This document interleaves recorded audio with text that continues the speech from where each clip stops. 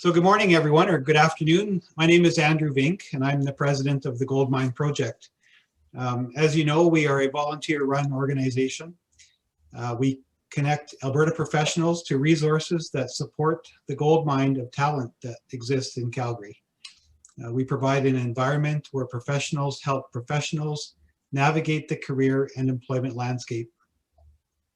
The presenters today are Sharlene and Chris Massie. Actually, I think Chris is the presenter and Sharlene's going to be involved with some of the Q&A. Sharlene has over 30 years experience in the employment and staffing industry. She believes in the power of workplace relationships and prides herself and her business on making strong connections that withstand the test of time. Sharlene is an expert at navigating the employment landscape and tirelessly devotes her time to helping to make a positive impact on Alberta businesses by placing really great temporary and direct candidates. Chris is Sharlene's son, and he is a millennial and an expert in the fields of people, culture, and technology. His career is dedicated to engaging businesses with the right tools, people, and resources to turn their core values into meaningful and sustainable results. Chris believes that the workplace is shifting rapidly and that exceptional organizational adaptation is required to survive, thrive, and succeed in this evolving world. Sharlene and Chris are founders of a program called Jobshift, which is a unique and detailed 7-shift approach to finding a job. They will be speaking about shifting your job search in today's down economy. Chris, turn it over to you. Thank you, Andrew. Much appreciated. Shar and I, my mom and I, are grateful to be here to share a little bit of our experience and wisdom in a space that we know is super important to you and has definitely been really important to us through the extent of our careers. So my mom started About Staffing 25 years ago, and About Staffing was started as a small business designed to connect people with employers. And from those initial early startup days, she grew the business in the field of corporate recruitment and staffing. And I joined the business 15 years ago. I started as an interviewer. I'm an interviewer by trade and by training. That's the thing that I've done the most of in the world. And I followed the recruitment path and learned from her. And we built out a corporate, we built out the established corporate division, and we built out an industrial division in 2013. And we were growing a really solid local business that had capabilities to recruit more broadly than just Calgary and Alberta. And then, things are going well, and the coronavirus pandemic hits. And this was the first shift that we made. We started Jobshift as an About Staffing initiative to unlock the lessons and the wisdom and the experiences that we know job seekers have. At the same time, we knew that because of the changes in the employment landscape, that there was going to be a big shift underway in terms of how people connect with jobs and companies. And so we put our team together and got hyper-focused on building out Jobshift, which is an online personalized platform to help people get jobs quicker. So a lot of what this presentation is about today is setting the nature of the environment, the nature of the challenge, and imbuing the presentation with insights about what the environment is like, how to properly shift. I think it's pretty safe to assume that a lot of people in attendance today are looking for a job or are going to be looking for a job. A lot of people in attendance are thinking of changing careers and moving across different paths and shifting in a sense. And so we hope that there is at least some useful piece of information inside of this discussion today that benefits you in achieving your goals. We'll spend, like I said, the bulk of the presentation discussing the environment and the problem, and then we'll shift over to kind of a question and answer session where we can look at, with more specificity, more specifics about the situations that people are encountering. So while we're going through this presentation, feel free to put some questions up into the chat, and if they're directly relevant, my mom will step in and we can address them. Otherwise, we'll run through as many in the list at the end of the presentation as we can. So there's our table setting. There's our framework. The objective here is shifting your job search in a down economy. So we've gone through introductions. The key point that I want to make about Sharlene's background is that it is full of both legacy and current information. So having been in this business and playing this game for 25 years, there are a lot of deep insights that Sharlene has uncovered about how people and businesses operate and connect.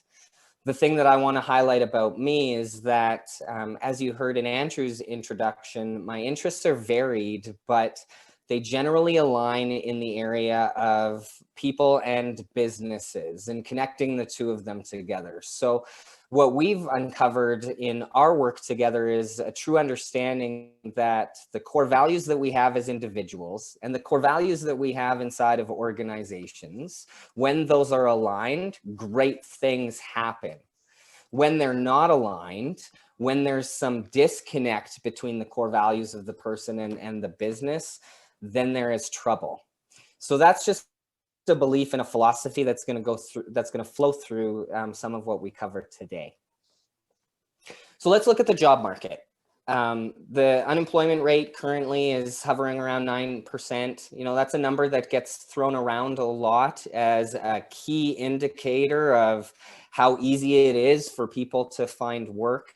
But it's not a very accurate number. It actually shifts a lot, and it changes and it fluctuates, and it's based on a variety of factors. But at a high level, when the unemployment rate is really high, it means that there's a high supply of candidates. There's lots of competition for jobs, and there's few jobs available. So in this kind of market, we often in the industry call it an employer-driven market. They have the power, they have the control.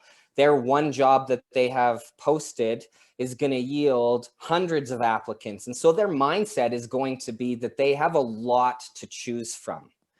What that means for job seekers and for applicants to positions is that it is very difficult to stand out.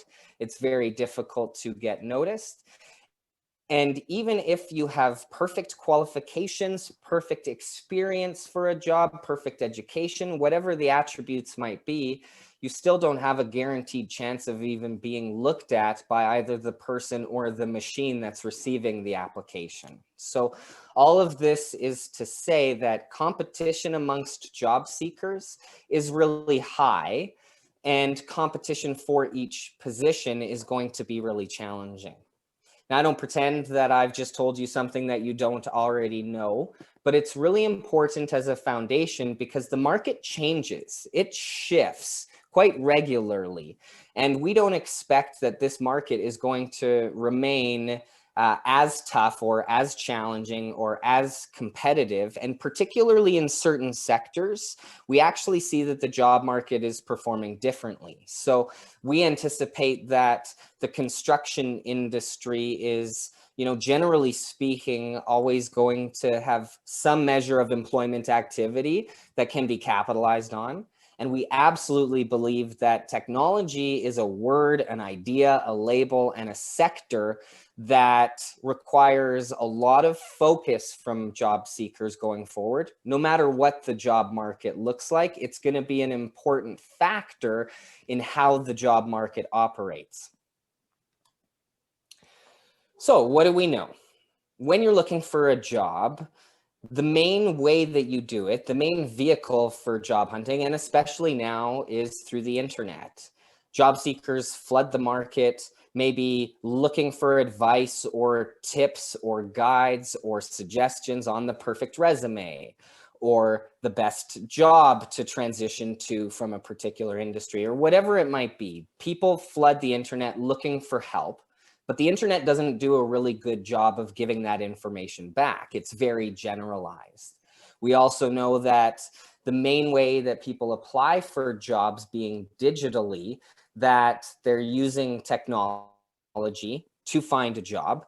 And on the receiving end, technology plays more of a role as a gatekeeper in determining which resumes, which applications actually find their way into a human being's inbox or on their desk and in front of their eyes. So this technology, and specifically this automation, has changed the way that companies hire. It used to be that, if you just find the name of the right person, you could pick up the phone and give them a call and introduce yourself, and that would be your way of standing out.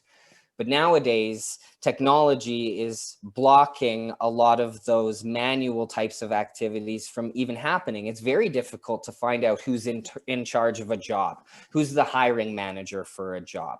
Unless it's explicitly referenced in a job posting, it can be next to impossible to find the right person and to get noticed, to get their attention. We also know that because of that competition amongst hundreds or thousands of people, it's really hard to figure out how to differentiate yourself. Recruiters like us have been saying for a long time, you just need to find a way to stand out. You just need to find a way to get noticed. And it's really hard. Getting noticed and standing out digitally requires a strategy, and it requires a process, and it definitely requires work and effort. So that's what we know. That's our foundation. There's a lot of words on this slide to describe how job hunting has changed. And I'm sure that a lot of these words kind of resonate for people. So yep, as described, definitely technology driven, more competitive. Social aspects of recruiting digitally have come more into play. LinkedIn as a platform is a social platform, but it's a digital technology, and it's playing a bigger and bigger role in terms of how people connect with job opportunities and companies, how people get noticed by hiring managers and companies, and specifically what kind of information can be presented through the technology to either stand out and get noticed or to be screened out through the system. The digital footprint is a term that applies to the reality that everywhere you go and everything that you do on the internet, it leaves a footprint, it leaves a record. You're not just what you indicate on your resume in terms of who you are and your skills and abilities. You have a digital footprint that you leave on social platforms and blogs and chat groups if they're publicly available, and all sorts of different places that leave little breadcrumbs that people and technology, hiring managers and technology, are becoming better trained to identify, collect, and analyze in order to develop a profile of you. And sometimes even that profile is developed before you've had a chance to communicate with the hiring manager or the recruiter. So a lot of this stuff that used to happen in the job search process, the getting to know you process, a lot of this stuff is happening sooner by the employers and by the hiring managers than it used to. Keyword matching relates to automated systems that look for keywords in your resume and in your application and matches it to the keywords that are set up in the job profile. And in this instance, the importance of how things have changed is that the programmed keywords are oftentimes keywords that don't find their ways into the resume. They don't get inserted into the resume because the words that you use in your industry or in your field, it might be a shorthand, or it might be a vernacular or a slang or something that your industry understands as part of the terminology, but the technology doesn't understand the terminology for your industry. So there's a lot of what we call gaps or bombs or risks that show up in terms of your ability to connect yourself with the job that you're not even aware of. I'll just fly through the rest pretty quickly because they're pretty straightforward. Virtual interviews have now become more of a component of the experience, and there's an etiquette associated with virtual interviews. There is a knowledge base that is required for job seekers. There's a professionalism that is required. And the key thing to remember is that employers are still figuring this out too. They're not used to using virtual technologies to do the job hiring activity. And so oftentimes, there can be microphone issues or video issues on your side or the employer side. And so it makes for an uncomfortable experience. The changes in compensation and benefits, the types of compensations have been changing, the lengths of terms for opportunities, the nature of benefits, all of these things are under pressure. And the last one that I'll highlight is in the middle. It's the storytelling. So a big part of the job search process is telling your story, right? It's figuring out, what is my story? What is my background? How does it add value? What got me to the point that I'm at today? And telling that story through multiple interactions and multiple types of systems, telling that story in the most effective way to create that connection is a big task and a huge challenge. So I wanted to just say that, we get it. We get how hard it is today to find a job, and we're paying attention to how things are changing.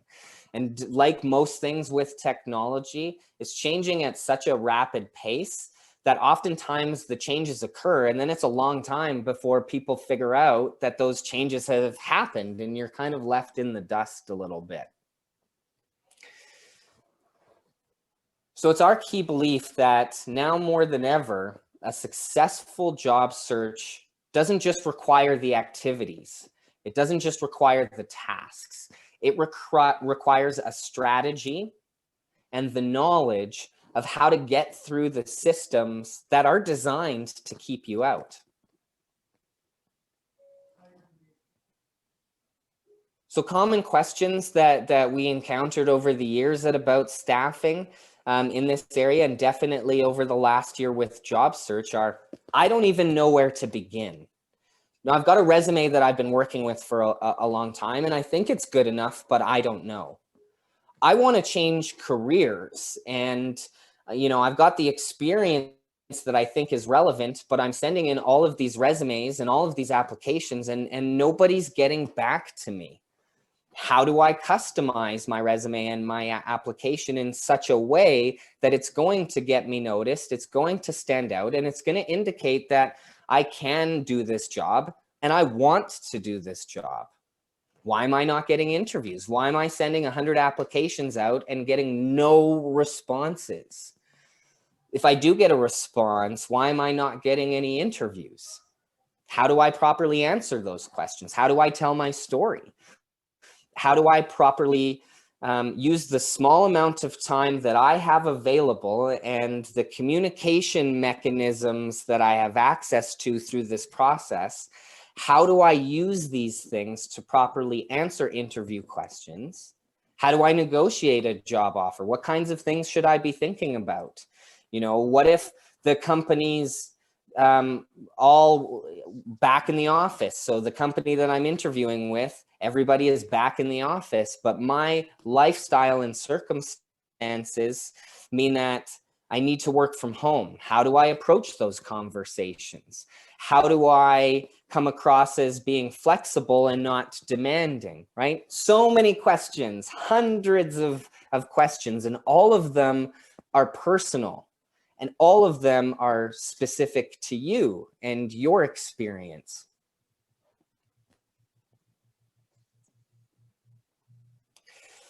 So the process for the average job seeker, because of the amount of work involved with looking for a job, the process is you sign up with 1 or 2 job boards. Maybe it's Indeed, maybe it's ZipRecruiter, maybe it's something else. There's hundreds of job boards out there. but you sign up for one or two of them because it takes a lot of work and effort to actually sign up with a job board, to review the jobs that get posted, to check in on them and on a day-to-day basis, to review the emails that they send with the job alerts. It takes a lot of work and effort. So you sign up for one or two. Meanwhile, you utilize one or two resumes because the resume is a fairly consistent document that talks about your career history in a chronological way and lists your education and maybe your skills and your qualifications. But you've got one or two resumes that you're sending out on one or two job boards for hundreds of different job postings, and you're ending up with a system that is not flexible enough and doesn't do a good enough job of standing out because everybody's doing the same thing, right? So everybody is flooding their resumes and flooding job boards with their applications. And the system itself requires you to submit your resume and application in a particular format. So, the starting place is that generally speaking, everybody's doing the same thing. But the smart job seekers, the ones that are knowledgeable and using strategy with their job search, they're the ones that are getting those jobs. They're the ones that are receiving results. So simplifying it, the cost or the effect to that average job search approach is that there's no research that can be applied to the information. There's poor reach in the search because you're searching for words, you get bored with those words, or you find that you're not finding the results that you need in a quick enough fashion, and you're just not able to find what is out there. You're not using the power of the keyword matching. You may not have any sort of branding style of approach to what your identity is as the kind of professional or worker that you are. You have high quantity, but maybe low quality. Maybe you're applying to whatever job is out there because you're just hoping that something is going to respond. Something is going to give you a response back and an opportunity. And because of the simplicity on the front end, there's poor organization on the back end. So it's hard to keep track of all of the applications that you're submitting. If you are actually submitting hundreds, that's a lot to keep track of, a lot to follow up on. And lastly, this is a big one.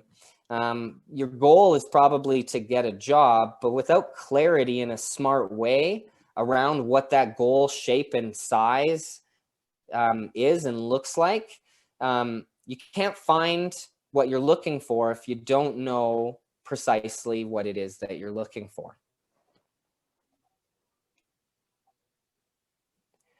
So with Jobshift, we've taken a 7-shift approach to the job search process. And the beginning phase of this process is to get a sense as to where you're at today. So, you know, what do my numbers look like? What are my finances? You know, what kind of a standard of living requirement do I have? What kind of bills do I have? What kind of cash flow do I have?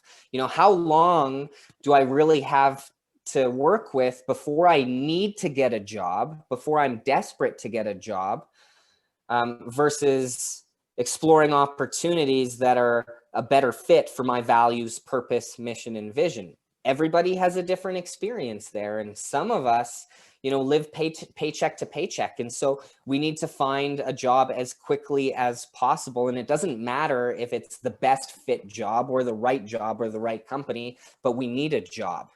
And so there are decisions that we will make when we're on that path versus if we have a little bit of freedom to explore opportunities and to let things work out the way that they're supposed to while taking the next right action every chance that we can. So we start there and then we move into shifting the mindset because this is hard work. Finding a job is hard work. And so taking care of yourself, building up your mental fortitude and your strength and your courage are going to be important for you to be able to shift your job search. It's not enough to just find new jobs to apply to. You need a lot of resilience and persistence. It's hard work. Oftentimes, recruiters will say that finding a job should be a full-time job because that's the kind of work and effort it takes to find work these days, and especially to find the right fit. Then we move into the profile. So what is my profile? What does my digital footprint look like? What does my resume have to say? Now, here's a key insider tip. And so I sincerely hope that for someone in the audience today, this is the nugget of information, the gold nugget, let's say, that changes everything. Your story, your background, your unique personality and skill set and knowledge and abilities and everything that got you to the point that you're at today is unique and personal to you. And so when crafting resumes, we recommend having multiple different resumes, a few different resumes that inside of that document are about, 60% consistent. So what we recommend that you play with is the order of the components to your resume. There are some opportunities where some responsibility in your background or experience is going to be exactly what an employer is looking for. There are other job opportunities where a skill that you have is exactly what they're looking for. Or others where a volunteer experience that you had has a piece to it that is exactly what they're looking for. So your resume should not just be a static document that you build one time and then you fire off to many, many, many different opportunities. Your resume should be tweaked and changed to fit the nature of the opportunity, with some kind of hook that starts it off. The most important thing to know about me is this kind of thing. So really give some thought to how you structure the elements inside of the different components and play around with it for each application. Your cover letter should be about 50%, pre-programmed and pre-written and 50% unique. And inside of the cover letter, that's your opportunity to tell your story that they're going to see inside of the resume as it applies to this specific opportunity. So maybe it's their values that are attracting you to them. Maybe it's the job itself. Maybe it's some of the people that work there that you've done some research into. You've gone onto LinkedIn and you've researched some employees at a company and you've gotten a sense as to their backgrounds, and it seems like you'd fit. Use your cover letter as your door opening opportunity to describe or frame the story of yours that they're going to see inside of the resume. So I like to think about the things in manual terms, even though everything's digital these days and technology based. I like to think of things in kind of manual physical terms. And so your resume is like the story of you as it relates to the objective of getting a job. It's the book. And the cover letter is the book jacket that describes a little bit about the author and a little bit about the purpose of the book that hopefully they're going to read.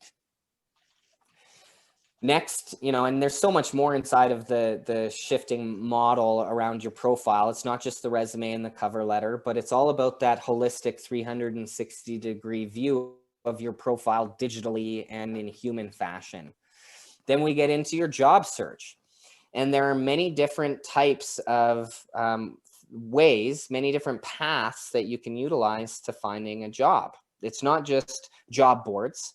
There's, of course, the direct company research, where you find companies in an industry that you want to work in, and you do research on those companies, and then you take a targeted approach to your application or utilize their career page if they have one. Obviously, job boards should be a component of your search because they're changing daily. And utilize as many as you can find that seem relevant for the types of jobs that you're looking for. Of course, there is employment agencies, About Staffing being one. About Staffing specializes in corporate and industrial, entry-level to executive placements, temporary placements, and recruitment directly into companies. So that's a very holistic specialization But the true focus of About Staffing's business is small and medium-sized businesses. And so earlier I referenced a hidden job market, and employment agencies are a great way to access the hidden job market, because companies that utilize staffing agencies, they've made the decision to invest in recruitment and finding the right people.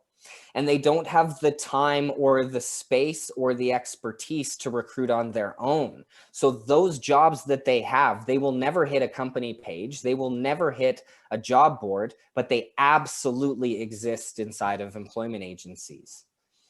There are all sorts of employment agencies. Some specialize in particular disciplines or skill sets or industries. Like I said, About Staffing is a generalist, and there are other generalists too. And then there are also the international firms. And what you will find with those big firms is that you are under a lot more competition with the big firms than you are with the small firms. They have a database, and you are a name and a skill set on a list that comes up in a search, and they don't really care about who you are and what you're looking for. They just care that you can fill a job. So give some real thought to each of these different channels, each of these different avenues, and remember that they function a little bit differently. So it's helpful to learn about who they are, what those channels are, how they function, etc. Then we move into the interviewing shift.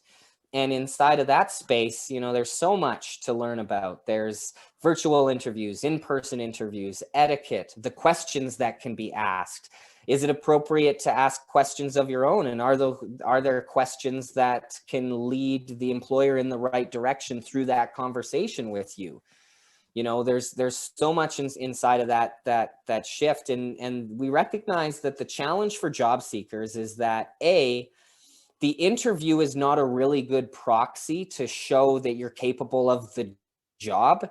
It doesn't really give the opportunity for you to show what you're capable of. The interview is very much a lot about telling what you're capable of. So that makes it challenging for you, particularly if communication can be a challenge. Also, interviews are something that you don't have much practice with, right? Unless you are a person that finds a new job every couple of months and finds those opportunities easily, you might not be interviewing very often or very regularly. And so it's something that you don't have much practice with. And so that's an important challenge that you need to overcome in some way. And the benefit is it improves your self-awareness so that you have an understanding of your strengths and weaknesses and what you have to bring to the table. Then we move into the shift about the offer discussion, you know, following up to generate an offer, and how to have a discussion about your worth and your value and your non-negotiables. How you get to the close where they have chosen that you're the right person for that job in their company, and they want to present you with an offer that you will accept, and then a job description that you will execute under uncertain and imperfect conditions. And then lastly, we move into the final shift, which is the onboarding. So how you prepare for success in your new job and opportunity. I wanted to run through all of those things because all of those elements are the critical ingredients to shifting your job search strategy and moving from unemployed to employed quicker. One of the outcomes that we find that people receive when they follow a strategy and they have the knowledge to work with is they become much more efficient and they become much more effective. And so what that means is over time, they shift from high quantity of application to high quality of application.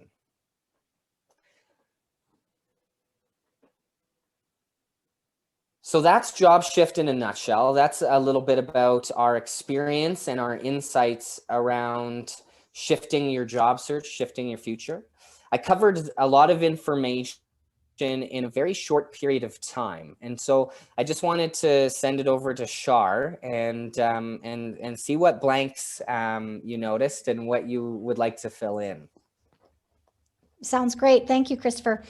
Yes, the first thing I wanted to say was that remember that, the goal of your application or your resume is to get an interview. And then the goal of the interview is to get the offer. And so going in and applying for stuff, that is the goal, is to just get the interview. You've got to climb to the top, and you have to have a strategy for that. And so I really wanted to address that part. We do have lots of questions too that are on here that I wanted to go through quickly, because there's some really great questions. We have a really engaged audience here, so they've asked some fantastic things that we can get through, I think, pretty quickly. One of the things that Lorraine had asked is about her background is in something that she doesn't really want to go into. Really, there's no positions available in law firms or her past industry. What I want to say generally here is that if you're going to be shifting careers in some way, think about, if you're going to be changing jobs, or if you're going to be changing industries. And if you can really come up with a compelling story in your resume and your cover letter about how to either why and how you are switching to either the industry or the job. So if you are a document control specialist, that means you can be a document control specialist outside of other industries. So if you like that job and there's no jobs available in that industry, then try to find something comparable that you can switch industries with. If you like a different industry, or if you want to stay in the law industry, but there's no jobs available for that type of job, then try to find a comparable or something interesting within the same industry of law that is a different job altogether. And even if you have to start, on the bottom and work your way back up into something, it's the best and fastest and easiest way to shift over to something else, is either pick the job or pick the industry and then start to build your story around that. We also have, while reviewing resumes, we did. So I think with resumes, it's the chance to build the keyword strategies. That's where you really want to make sure that you know what you're applying for, and make sure that you are not missing something in your resume that is going to dump you out right from the get-go in the keyword strategy part. The cover letter, which I do like the cover letter, because it is the chance to switch it up. Like Christopher said, 50% of the time, 50% of the document, but you've got to figure out a way to tell your story. And the story right now is about your gap. Why do you have a gap? Why do you have the last year or year and a half off? It's starting to build. And so what I would suggest there is that you create a story and a brand for yourself, working from that point and then working your way backwards from that. What have you been doing in the last year or year and a half? What has happened to you as a person? What did you choose to do? Did you learn a new language? Did you learn to play guitar? Did you get fit and healthy for the first time?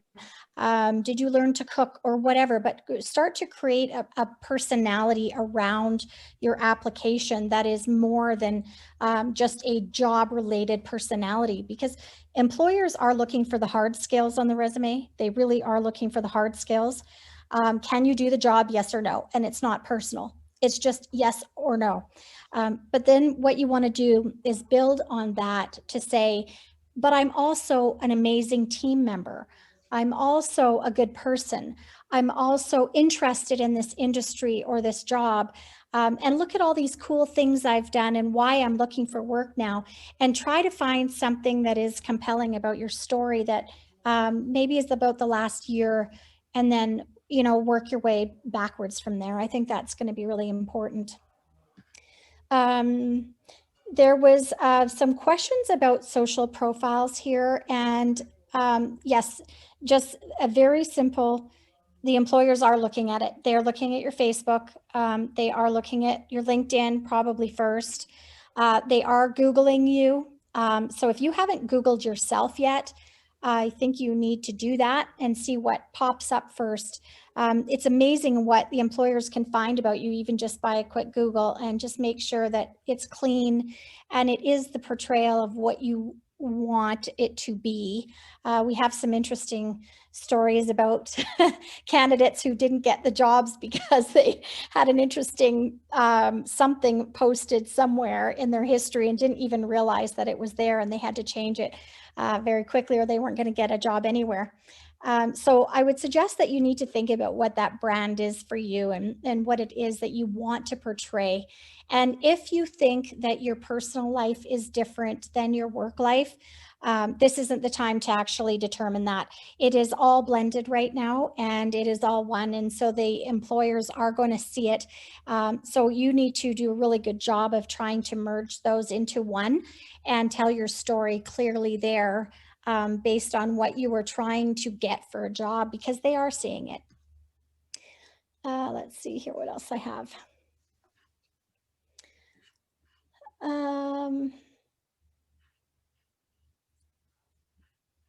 A lot about cover letters. I do think cover letters are important. I did mention to someone here that cover letters, if you are applying and the recruiter doesn't read it, that's a possibility. If you've got your keyword strategy set up properly, then it shouldn't matter whether they're going to read it or they're not going to read it.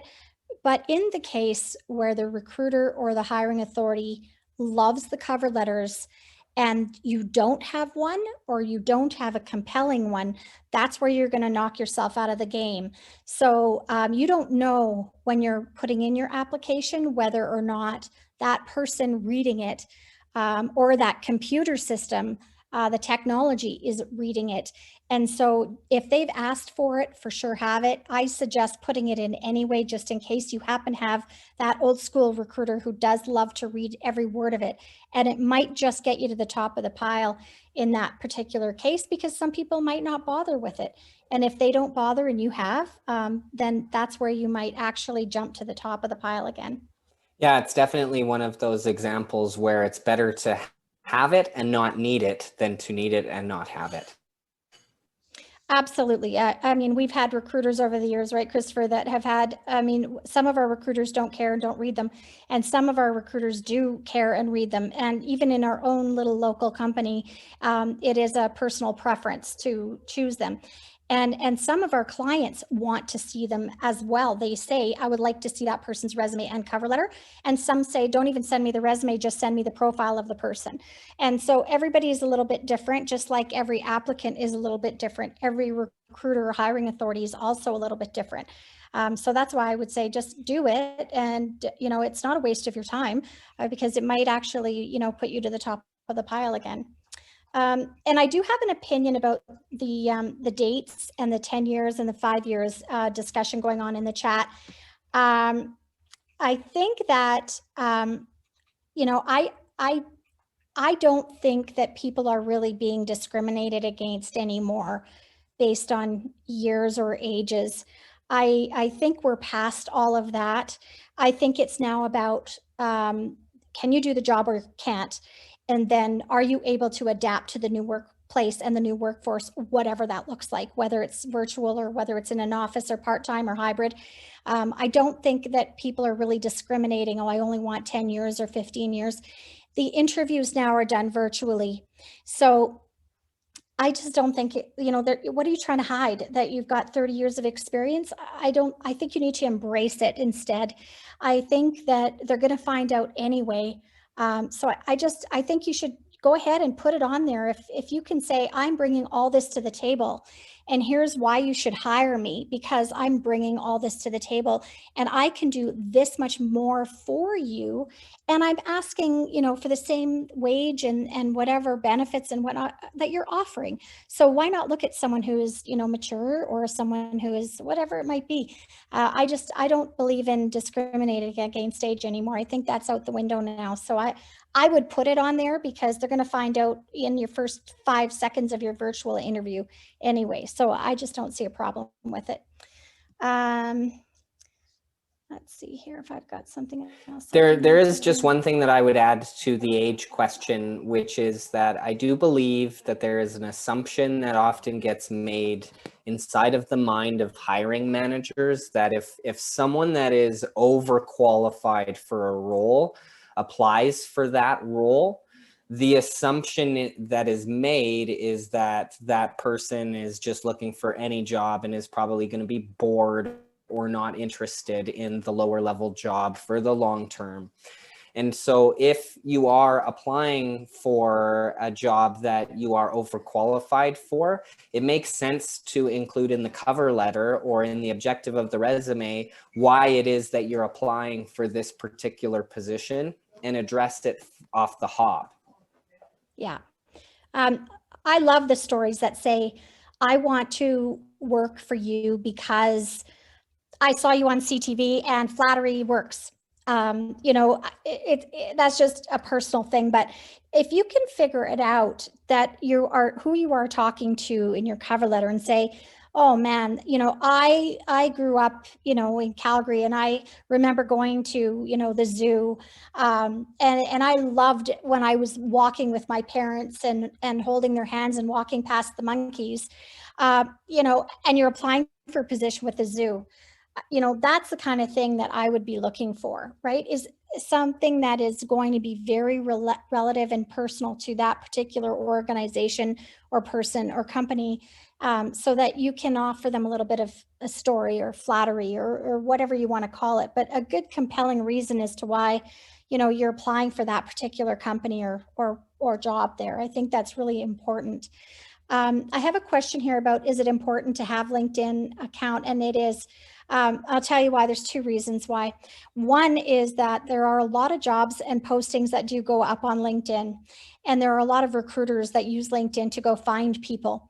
If you don't have a profile there and they're looking for somebody like you, you are going to miss out on a massive opportunity there. The other thing is that the employers are going to go check you out there.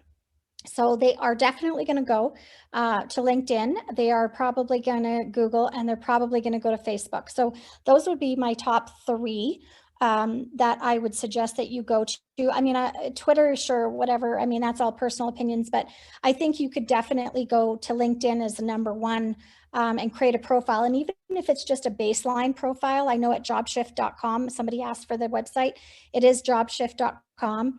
And if you do decide that you want to look at jobshift.com, there is a whole section in there on creating your profile, your social profile, and your LinkedIn profile. And I think it's absolutely crucial that you are showing up somewhere. I'm suspicious of people who don't have any profile anywhere. If I can't find them anywhere on social media, I am wondering why that is. Who are they hiding from? What have they done? How come there's no digital footprint anywhere? I would be concerned about that. And I probably would ask them why they don't have anything, and they better have a good reason why they don't. Are they in witness protection? I'm not sure what the answer is. Who are they running from? But they should have some kind of digital footprint. So start to build on it the way that you want it to look.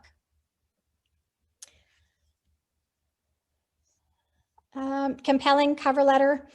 Again, why are you looking at that job? Why are you looking at that company? What are you going to do for them? It's not about you, it's about them. Why should they look at you? And just tell them that. And then a little bit about your story, a little bit about your gaps, maybe a little bit about what you think you could do, why they should look at you. And then end it off with, I'm really excited to, go the next step and have a virtual interview with you. How are we doing for time? Should be just about done, right? Yeah, we got a few more minutes and a few more questions. There was a couple of discussions around the scams that you can find on Facebook, the employment scams to watch out for. And yes, that's definitely a very real thing. There are a lot of different scams, and those scams are becoming more and more sophisticated. And it's not just on Facebook. These scams manifest through all different channels. And so, oftentimes we will find that the scammers, they have a website, but it's just a wireframe kind of a website. And so there's no substance to it. And, they may have a person that does an interview with you, but it moves too quickly and it moves too easily. And, then the next thing you know, you've got a job offer and it's the first one that you've had in a long time and you're really excited. And they tell you that as part of their onboarding process, they need your social insurance number and they need you to make some charges. You need to buy some inventory or some materials and they'll reimburse you, but that's part of the job. So usually one of the first things that they do when they ask you if you've accepted a job is try and get you to spend money on something.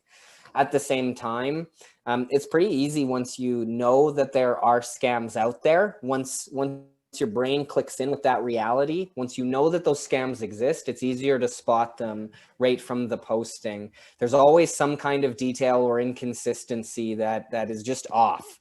It doesn't feel right. It doesn't make sense. And so usually you want to trust those instincts that you have.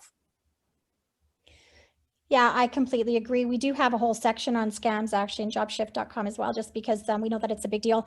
The Facebook ones are certainly an issue. Some on Indeed are an issue. LinkedIn is pretty good. Most of the ones on LinkedIn are true. A lot of them are monitored. So it's something to just be aware of that there are organizations that are monitoring this for you. Check out the Better Business Bureau as well for scam information, scam employment postings and things like that. They're constantly posting that. We do have a question about going back to school. What if I decided to go back to school in 2 years' time? Not related to the current industry of my first career, but I need a job between now and then. How do I sell that? I actually don't think that's anybody's business.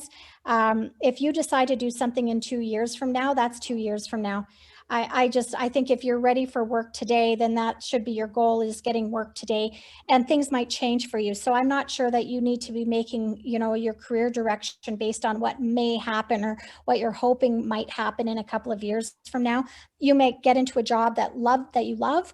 You might get into a job that supports future education, that you might get into a job that allows for you to work part-time and school part-time. You don't know. So I would just say that you just zip that one up and don't say anything until you're in a job that you decide at that point that you do want to physically leave that job down the road and go to school. So I would just keep your mouth shut about that one.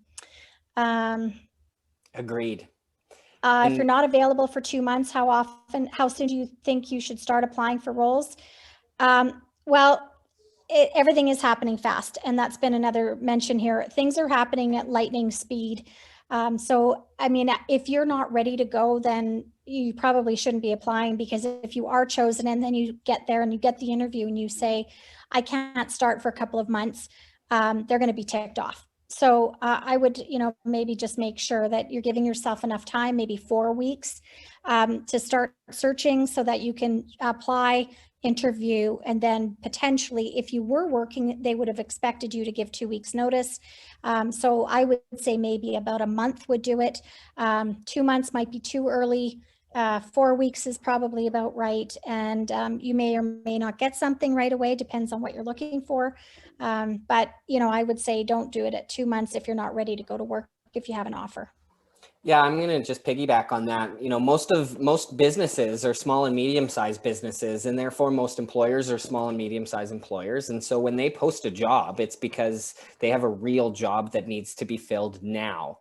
And that's also why you see positions kind of pop up and then go dark really quickly, is because just as you don't want to have to be going through this experience, the employer and the hiring manager doesn't want to have to be going through this experience. And so they want to get through it as quickly, as efficiently, and as effectively as possible. So there's a balance there. And I just wanted to piggyback on that to say, everybody's in this to get a quick solution. And so you need to be available, but at the same time, some of the best hiring processes move kind of slowly. I know of employers that take 6 to 8 weeks to hire from start to finish. And so, you have to weigh your circumstances and the availability of the jobs that you're applying to against each other. That's right. And I think then lastly, the market, we can just quickly talk about the market. Yeah, the market is It's very up and down. Every day is different. Most of the jobs that we're getting in at About Staffing are confidential placements. So nobody sees the posting, it's underground. So yes, just like the other agencies, we have our client base, and if they give us the order, we're the only ones who get it. And then we are out searching for that one person, but it may or may not be posted anywhere. So if you don't apply with somebody like us, About Staffing, and all the other agencies out there that fit what your needs are, you won't get chosen for the job that is might be perfect for you. So it's okay to send your resume out to a number of agencies and not expect it to be a posted job posting, because they're not. Most of them aren't. And then the market, yes, there are lots of companies that are starting to pick up, and they are working both virtually and in the office. Like About Staffing, we have our people are mostly working in the office. I'm working from home right now due to my husband's personal issue. He just had heart surgery last week, so I'm home. But the offices in Calgary, some of them are working in the office, some of them are working hybrid roles in virtually, and also part-time virtual, part-time in the office. So it's a real variety of things going on, and it's all over the map. Thinking that 2021 should be better than 2020. That may not mean a whole lot, but I do think that it is picking up somewhat here. And I think that is it. So you can look at aboutstaffing.com, and you can look at jobshift.com. If you have any questions, of course, we're available for that. And Christopher, do you have any final thoughts before we pass this back? Well, actually, I have a final thought, but before that, I have a question for you. When you look back on your 25-year career, what do you think is the best piece of advice that you can give anybody that's looking for a job that is timeless? You know, that's not going to change, that's not going to shift. What's the best piece of advice you think you have? I would think that Calgary in particular is a pretty small city. And I think that it is that your brand has to do with relationships and relationship building. Be honorable, be a good person, and then make sure that you're maintaining those relationships, because a lot of referrals happen in this city. A lot of jobs are found through referrals in the city. And I think a lot of things that go on are all, not really talked about above ground. Everything is kind of underground here. So I think it would be to maintain those relationships in a positive way, and stay in touch with people, let people know that you're looking for work. Don't be afraid to say, hey, I'm unemployed and I'm looking for this kind of job if you happen to hear of anything. I think that's really big in this city. It's a very small city here. That's great, and definitely timeless advice. It doesn't matter if you're building relationships digitally or in person. The goal is building relationships. Yeah, everybody knows other people. So, I think relationships are going to be the best resource you have. Great. And my piece of advice is focus on the process, not the outcome.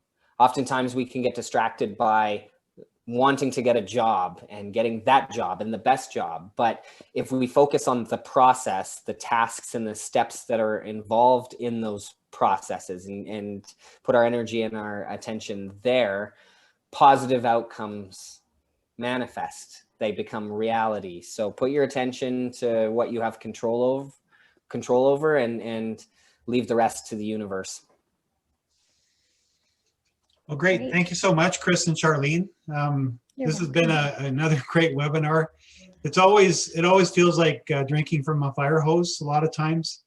But you've just described the current situation in the job market, and also just reinforcing again the importance of networking, and also including an employment agency in your network. There are many in the city, and every employment agency specializes in a different field. Yeah. So please find one or two that fit your skill set and your I guess job search, and connect with one of those to help you, let them help you get through the job search process, because it is very complicated, and as you pointed out, it is changing very rapidly.